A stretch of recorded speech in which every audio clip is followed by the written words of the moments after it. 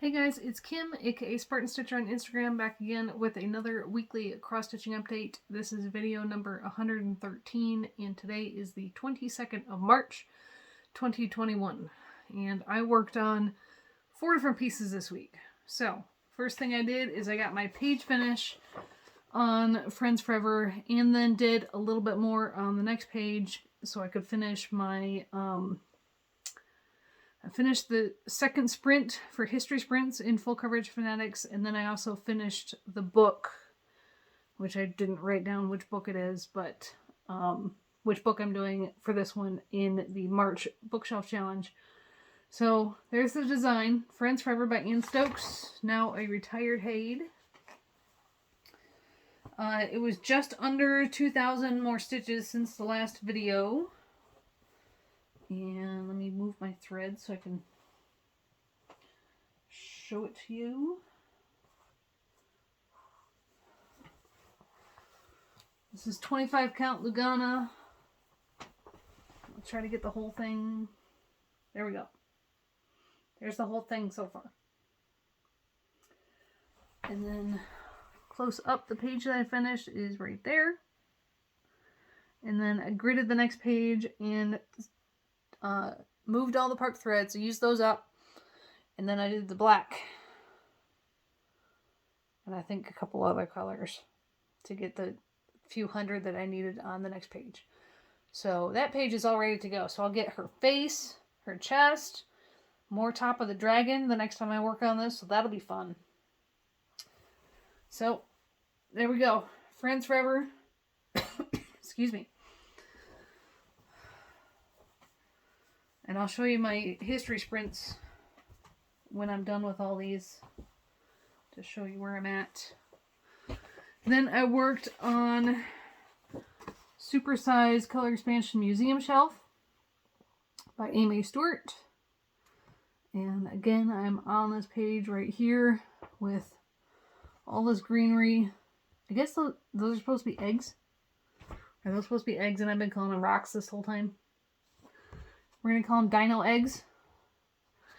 I just got done with the audiobook of Jurassic Park, so this is very poignant. So, we'll have a little bit of T-Rex arms and the greenery here. And I also carried it into this next page. We see just the tip of the stairs, but you see how there's a carpet runner? The colors that are on the tip of the stairs carry into the next page. So I just went ahead and carried it into the next page. So I worked on it 3 days, and I got 3,210 stitches. I still have a lot more to do on this for History Sprints and the Bookshelf Challenge, but I needed to get some other things done, so I'm going to go back to it.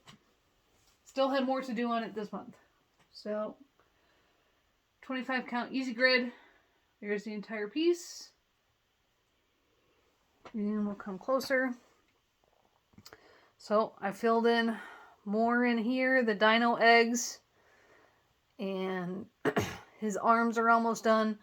But really where you see all my progress in that 3,210 stitches is here in the stairs. You can see the stairs. So there's the little blue tick mark to show where the page ends. So you can see how I had to start the stairs here, so I just went ahead and took it all up, since I have to do, like with the history sprints, I think I'm doing 3 history sprints on this one, and the one book, it's like 10,010 stitches, so I knew I was going to get this page finished anyways, so might as well take it into the next page and keep all those colors going. So there's the whole thing. My dinosaurs. And then this weekend, I worked on Big Red Ship of Life by Ink Circles. This, again, if you're new to me, this is the piece that I chose to start right after we moved here, and I'm going to try to space it out and finish it right before we move again, so it'll represent our time here in North Dakota, being a military family. So that equates to about 1 page every 3 months, or 4 pages a year. So I worked on it 2 days and a little bit this morning, and I got 1,300 stitches. This is on 28 count mushroom even weave by MCG Textiles, 1/1 with DMC 3808. So there's the entire piece. And then let me fold it up and show you what I did. Okay, so I did this whole thing on these things coming up from it, these little tiny motifs here, this zigzaggy, really dense part, and this, and all this over here. So 1,300 stitches. Oh, and the other thing is this little bit of the sail, or not the sail, like the cross mast. What do you call that? I'm not up on my shipping terms. So it had ended here, so I took that to the end of the page, and then did the things that come off of it, and all of this. So next month I will get a page finish there. So that is my big red ship of life. And then my daily piece. Oh Baby, Retired Hay by Gilgash Taylor, cropped. I talked to you guys last week about, I knew that I had picked up the wrong color and I was thinking the floss cards, and that's what it ended up being. First thing I did this past week is I finished his neck, because that was easy. I didn't have to fix anything for that part. So I finished his neck, and then I had to figure out what I was going to do about that fence, because I had the wrong color in there. I looked at it and decided to frog it. I know a lot of you here in my videos especially said I should leave it. It could be like a shaded part of the fence because his head is over. But I hope what I show you will convince you that I did make the right decision to frog it and fix it. So while I was frogging it, it was about 310 stitches. Took me about an hour and a half, just because there was a couple of colors surrounding that had gotten caught in my thread, so I was carefully pulling it out. And I took part of that frogged length, and I went through my colors, and I found out what color it actually was. I was only one number off, so I certainly believe that I grabbed the wrong color off the floss cards that I had made. So just to show you, 991 is what I had used. 992 is what I should have used. So you can see there's quite a difference there. If it would focus on the bobbins and not my face. And I don't normally mark my bobbins with Sharpie either. This is because those darn little stickers came off. So next time I have to refill the bobbin, I cut off the little number from the DMC label and I tape it on the bobbin, and then I wind the floss around it usually. Because the stickers don't stick. Especially when they've been on the bobbin since 2003, 2004-ish. So, frogged it out. I fixed it. I kept going. As I kept going this week, I said, there's no way I'm going to get it done by the video, and I didn't. It's not done yet. It's not done yet. But I didn't think I would get this close. I have 982 tent stitches in 2 colors remaining. So this past week, I did 3,600 tent stitches. I'm at 39,000, what number is that? 300 for the year so far on it, because I'm doing this for 21 and 21. So I will have a smidgen of that 21 and 21 challenge to finish on another piece, because there just isn't enough stitches left on this one. So 2 colors left in 982 tent stitches. That's what he looks like. I'll bring it back here so it all comes together. So all I have left is this bit of fence, and there's 2 colors that blend together in there. Now, I'm going to show you a comparison picture that I put on Instagram. I posted the frogging as a regular post, but then I put the comparison as an Instagram stories. And I know not everyone hits Instagram one, and not everyone sees my stories. So So let me get the picture. That's not the one I wanted. So this is before I frogged it, and then the correct color. Let's see if I can get it.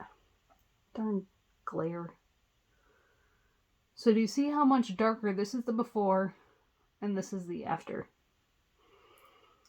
I'm sorry.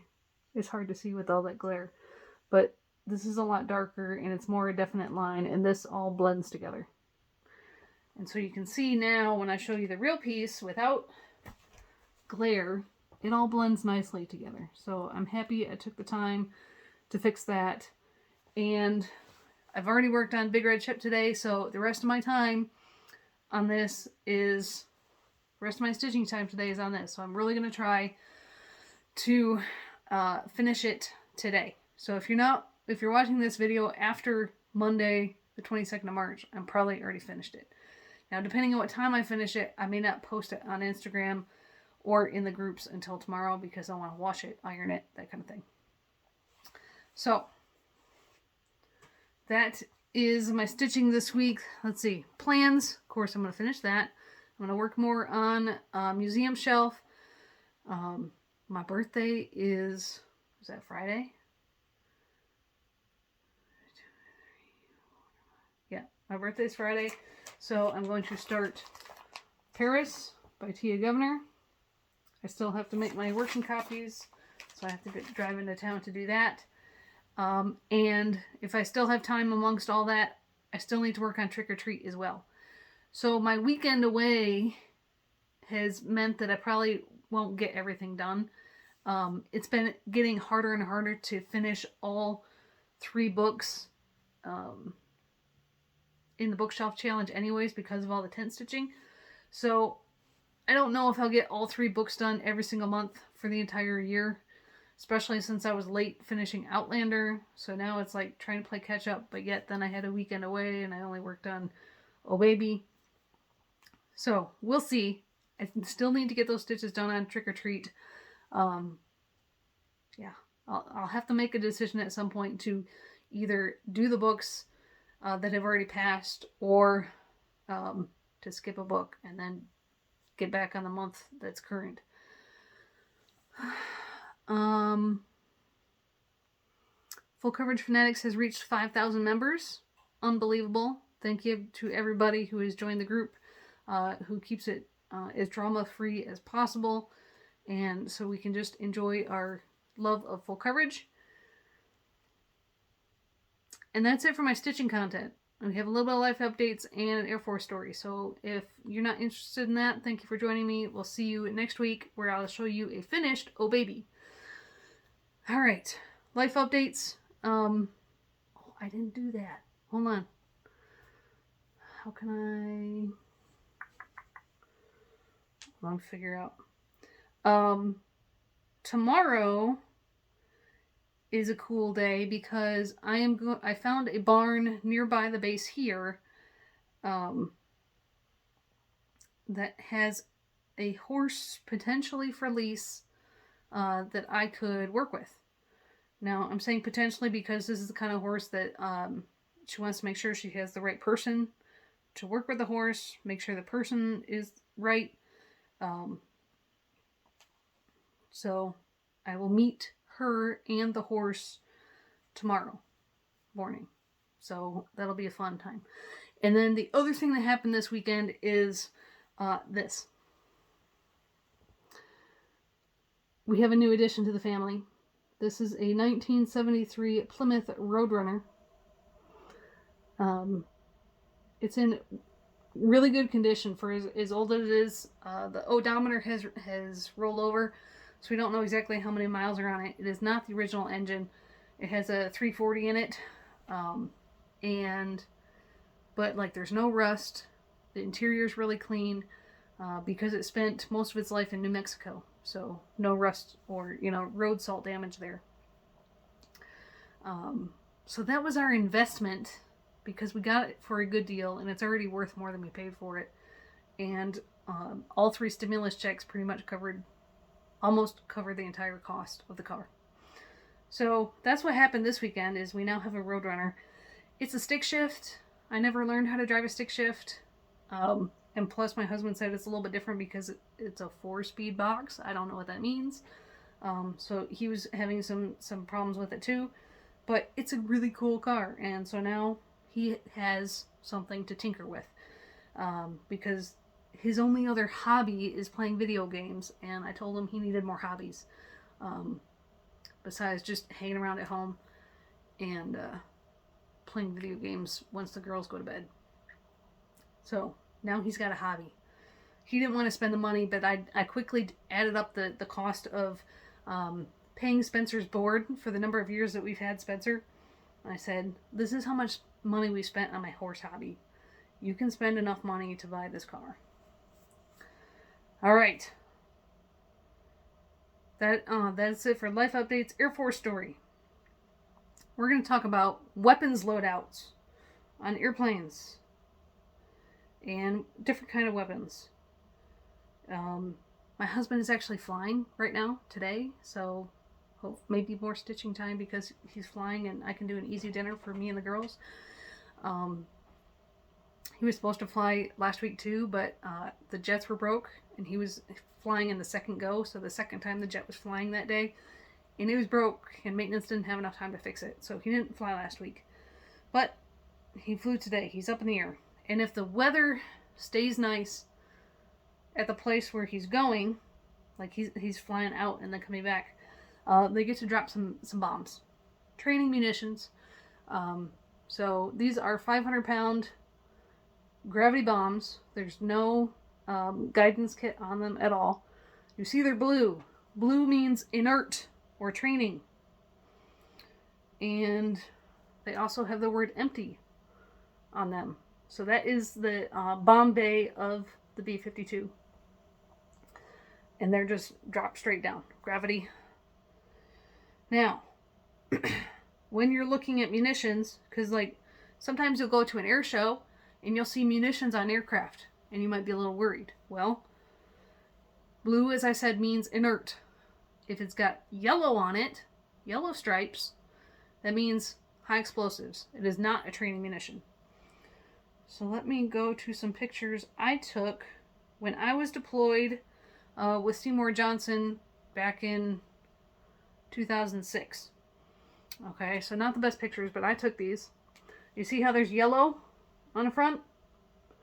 That means they are real munitions, not just training bombs. And so these are pretty much, I don't know if you can see the shape of the body. That's the same bomb body, but then you have this bit is the laser, makes it a laser guided bomb.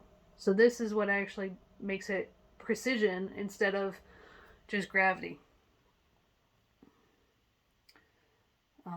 Here's some more. You can also see we had, this is an AIM-120 missile and an AIM-9 missile. So these ones are actually, let me see the difference. Yeah, those are 2,000-pound bombs. So I have one with, let me find the pictures. Okay, so here's some training munitions. You see the blue stripe? So sometimes the whole body could be blue, or there's a blue stripe. That means it's a training munition, even if it, because it may not always say training load only.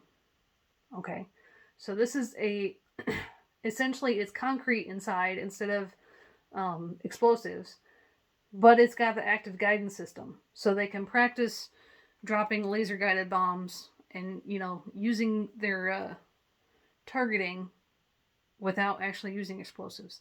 Still punches a big hole in stuff, but not a big a hole as if it had live munitions. So again, here's another one. This is a 2,000-pounder. There's your blue, meaning it's a training munition. And you see blue on the missile up here? So that's a training missile as well. So it's, they don't actually launch it. It stays on the jet. And before they fly, they take off this yellow hood on it so they can still practice their targeting and get missile lock without actually firing the missile. So these, the same 500-pound bombs I showed you on the B-52, same kind this time on an F-15E. So again, the bomb bodies are blue, and you have your blue stripes on the missile to tell you they're all training munitions.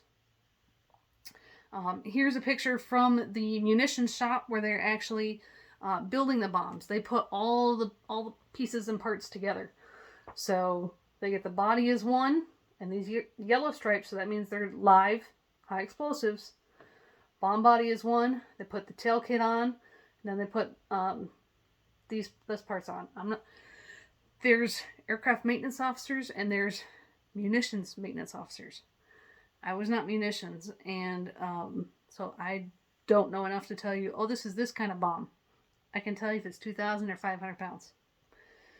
And then how they load them on the aircraft, they have different vehicles depending on what kind of aircraft and the size of the munition. We call this little vehicle a jammer. So there's one guy driving it here, and it's got this long arm that pivots up.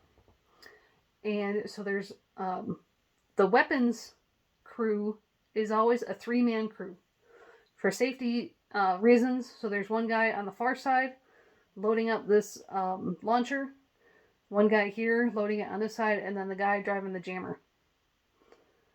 And so they use the jammer for the bombs.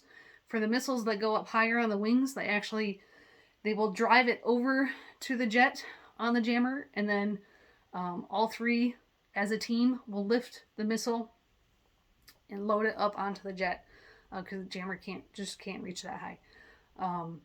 So it's a coordination, it's a safety thing, and there's actually weapons load competitions between crews to see who can do it the most accurately and the most quickly. So, just a way to have fun with making sure you know how to load your munitions. Here's a side view of the jammer. So you can see this arm moves up this way, and the table that the bomb is on can rotate.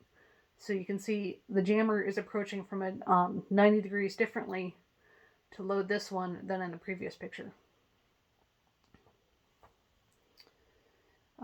For the B-52, if they're loading like cruise missiles, I don't know how much they weigh, but significantly. And the cruise missiles are on a rotary launcher. So here's a picture of that.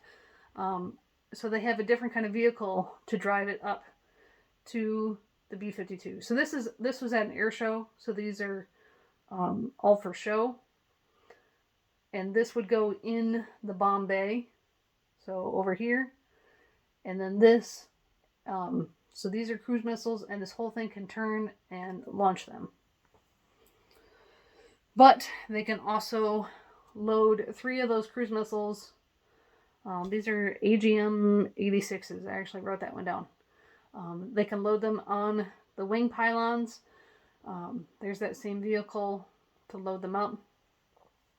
But if you're carrying things on your wings, that's more drag, which means you need more gas. Depending on, how far you're going, you're going to need more gas. And I think that's all the pictures I have.